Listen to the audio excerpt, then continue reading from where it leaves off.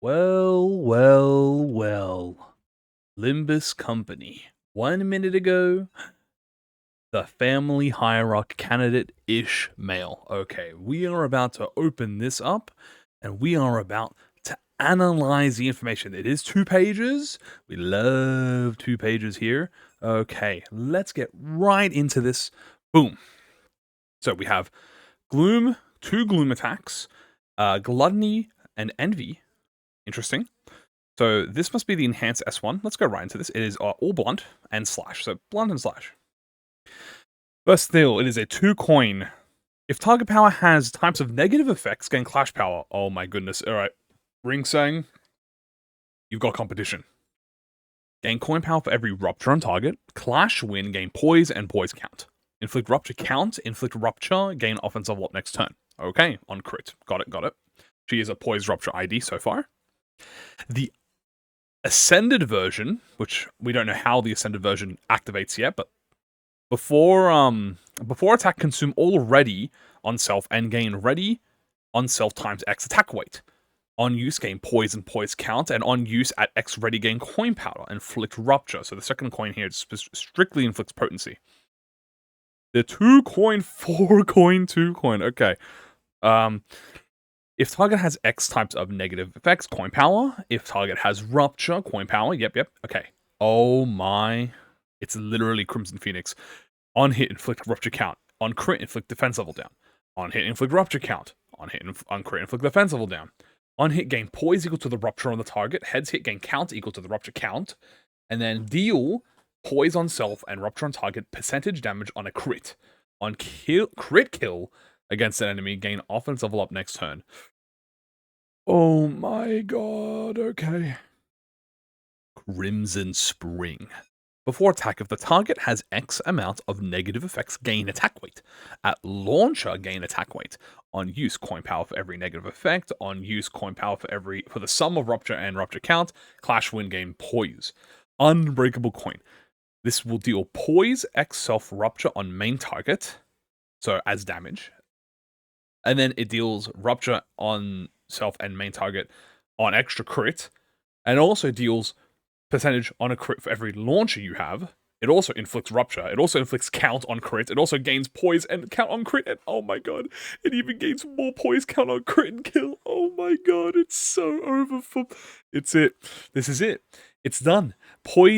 Rupture. People have nothing to complain about. They didn't have anything to complain about ever since Deviant came out. But let me just tell you this. This is nuts. We're not even halfway done. We still got 2 pages. Let's look at the evade. Adept evasion, combat start. At launcher, perform battlefield retreat at turn end. Upon retreat, move to the frontmost place in the backup units. Oh. Deployment order returns first before other backup units substitute in. So what this means is the other retreat units go to the end of the turn order. So if, for instance, if this Ishmael is at, like, retreats, instead of going into the 12th spot, she goes into the 7th spot. So like Sinclair subs in, and then she takes Sinclair's spot as the 7th. So she gets into the fight way faster, which is really good. Her passive launch maneuver. Upon retreat, gain apply offense level to the next ally in the deployment order. The number of affected allies equals a launcher on self. Okay. If the ally is a Gia family unit, apply offense level up next turn instead. Does not affect allies that return or substitute. A Gia family? Oh no. What are they setting up? On kill with this unit's attack, gain poise equal to rupture. Okay. If this unit gained up to X amount of poise with the effect, gain count, equal to the count on target. In a clash, if this unit's offense level is higher, gain clash power. In a clash, if this unit's offense level is higher than the target's, inflict more rupture, potency, or count with this unit's base skills. You've got to understand that this is the most busted ass rupture unit in the game now. It's over. Support passive. If this unit is defeated in an encounter, apply assist to the subsequent substituting ID, the fastest backup unit in the deployment. In chain battles, if this unit is a backup unit or has retreated, activate the following. Combat start. Among the units who 1 are at X HP or lower, or 2 use a defensive skill, choose identity with the fastest deployment order, that identity recovers from stagger caused by damage and forms a battlefield retreat. Among the units who are X HP or lower, use a defensive skill. Choose the identity with the fastest deployment order. Wait, what? She makes people retreat. She makes people retreat. She makes people retreat as a support passive? That's such an insanely unique gimmick. She actually makes them retreat. Whoa. Okay, hold on. We gotta read what Battlefield Retreat does, so we're going on to the second page.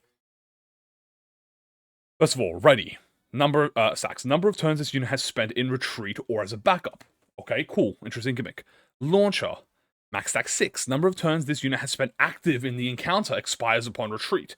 Assist. Gain 1. If the target has X negative effects, gain clash power and do all damage. Excuse me. And then Battlefield Retreat. Turn end, recover from stagger, and retreat from the encounter.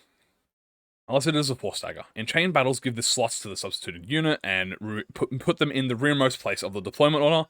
When returning to the battle with the same amount of HP of SP, eliminate all effects on self and select a few. Okay. Oh my god. Oh my god. What do I say about this? Okay, we're gonna have to. First of all, this is the best Rupture ID in the game. Okay, I just gotta say it out here. Adept Faust is busted because she has insane numbers and her gimmick is insanely easy to hit. This is the best ID in the game, or best Rupture ID in the game, because I don't even know her numbers. Even if all her numbers were 1, right? Which might be the case. All of her numbers might just be +1. If everything here was +1, she'd still be the best Rupture ID in the game. Because let's go through this. So, first things foremost, her skill 1 is really good. Okay? Assumingly, it goes neutral on count. Okay? Assumingly. Even if it's 1. So the worst case scenario is that it goes neutral. Or it goes -1. But it's probably going to go neutral. Right? And then you have the Launcher 2, which consumes Ready. So Ready is when you're in the backup unit. So when you come back from the backup retreat, you get to use Ascended Skill 2s, which is unclashable. These are unclashable? And it also does attack weight. So if you can't clash with this, that's insane. So, okay. And alright, yeah. And what's the benefit of doing the launcher over the assisted one? Well, the better if it is you get easier access to your poison count, and you probably inflict more Rupture potency. So good. You can stick to the normal one if you want to inflict your count, stick to the base one if you want to get more poise and stuff. Then you have the skill 2. Oh my god, do you have the skill 2? Wow. Okay. Not to mention, by the way, everything is being buffed by your passive, by the way, if you have offense level. So you want to crit so you can get offense level. So, but that's, I'm not even going to get to that yet. Skill 2. Alright. First of all, count, defense down. Count, defense down.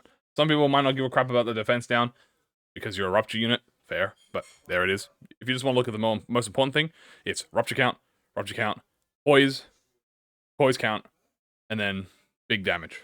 And then you get an offense level up. So you want to kill people with the 4th coin. That might be a bit hard, but you want to kill people with the 4th coin so you can get that offense level up, which is going to be useful. And again, even if this is all 1, the passive makes it all neutral. Assuming the passive gives you, increases it by 1, right? Then you have the skill 3. Oh my geez. First of all, Unbreakable Coin, W. Second, another attack weight skill. Dude, we have had, I think, the most amount of base attack weight Sinner drops. Or just attack weight moves, Sinners, in the last, month. In the last, month, we've had, 4 characters and IDs who have had attack weight in their skills, which is great, because that just means more clearing. So more enemies is not really a problem. So you can have, 20 waves of enemies, but okay, well, if half my IDs do attack weight moves, then it's not a really big deal. Anyway, attack weight, and this is Launcher. So, Launcher is how long you're in the field for, okay? So, if you're in the field for 6 turns, right, you get 6 Launcher. And X amount of Launcher, this gains attack weight. So, the skill 3 is more so used for when you're in the fight. Skill 1 is for when you use when you leave the fight. Using this gives you a butt ton of poise. Now, if this is the other 1 coin skills that have come out, we have Concentration, Okay, we have Gregor's Serpent Strike. Okay, and then we have Crimson Spring, which is Ishmael's. So the single coins in Limbus Company have been absolutely bustedly good. Like, I want to say brokenly good, right? Because it's a single coin, but they have been worth the effort. Like, you pop that one coin and you feel like, damn, I am getting my one coin's worth, right? I am getting my one coin's worth of damage. So not only does it do that, by the way, but if you crit, which, again, another thing, by the way, post Season 3, poise IDs have been nuts. Okay? Any new poise IDs come out has like a 75% chance to 80%, they can self-sustain their own poise. Literally every poise ID that exists right now that has come out after Kanto 5 can self-sustain poise with no stress whatsoever. Now, you do have to, manage it a little bit, but you could pretty much self-sustain poise. So she's going to easily self-sustain her poise. Not only that, she has a lot of poise options. Number 3, a lot of crit conditionals, which is fun. Crit conditionals are cool. She's got count, rupture, so obviously this is going to be positive. This might be positive by +2 or some fucking bullshit, right? And that's not even the. All of this is amazing, and then we haven't even gotten to probably the best part here, which is like obviously not the best part, but the part that gives me a little bit of a raised brow. First of all, the new her battlefield retreat, her dodge, right? So at X launcher, it's probably going to be like at 4 or 5 launch, maybe 6 launcher, because it's only a max of 6. This puts her, okay, as the number 7th in the deployment order. That's really, really good for a retreat ID. Because this means you're probably going to get her back super simple. If you combine this, say, with full stop Heathcliff, right? You're probably going to get her pretty fast. You can sub in full stop Heathcliff, right? Or if you want to sub in Deviat Sinclair, or you want to sub in Deviat Rodion, or you want to sub in, that's it. That's all the retreat IDs. But one of those 3. Personally, I like to use my retreat IDs. Or if you want to have Honglu explode, or Sinclair explode with the WoW ego, right? Again, sub in, come in, boom, W's. Now, here's the part. I want to zoom in on this. Okay? I'm going to zoom in on this. If the affected ally is a Gia family unit, apply offense level up next turn. Oh, boy. Okay.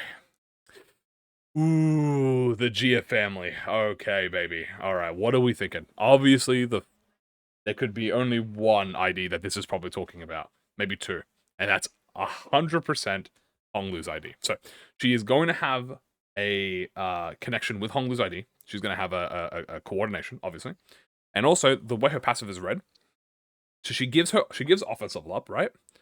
And then it says number of allies is launcher stack on self. Now, launcher stack is... Oh, okay. So you give offense level up to people, right? And then the amount of people... So if you have 5 launcher, you give that offense level up to 5 people. So that's a pretty good bonus. I'm not going to lie to you. But just retreating, amazing. And then when she gains ready, so she gains ready when she comes back. Now, where does she get assist from again? Because I gotta try and find that. I feel a bit stupid. Am I like here we go. Sorry, it's the support passive. So if this unit is defeated in an encounter, she applies assist to the subsequent substituting ID. So assist if target has X negative effects, gain clash power and deal more damage. Okay, she puts this on someone, and then in a chain battle. Right, this is insane as a mechanic. If the unit has retreated or backup, activate the following. Among the units who have X amount of HP or lower and use a defensive skill, the identity with the fastest deployment order, so 1, 2, 3, 4, 5, 6 in that order, recovers from stagger and just leaves. They retreat and they go to the back of the turn order. So this turns any ID in the game into a retreat ID. This is such an amazingly fun-looking kit. This looks really fun. I'm so excited to see this kit. I have been yapping on this, but genuinely, this looks like one of the most funnest kits. Next to next to Arcor Ponglu, which I would argue is an extremely fun kit. This looks really fun. She's got like a back and forth motion. She looks like she's got good numbers, well, good coins, I guess. She's got good effects, right? She has a very back and forth gimmick. Like, she's not out of the fight permanently and then comes back in. She could sub people out. She could buff people when she leaves. Oh my god, it's just Fishmail, man. I love Fish. I love Z-Tune. I love Z-Tune. Okay, yeah. Pull. Spend money to get the anime. And, yeah, that's gonna be it from me. Alright. Yeah. See ya.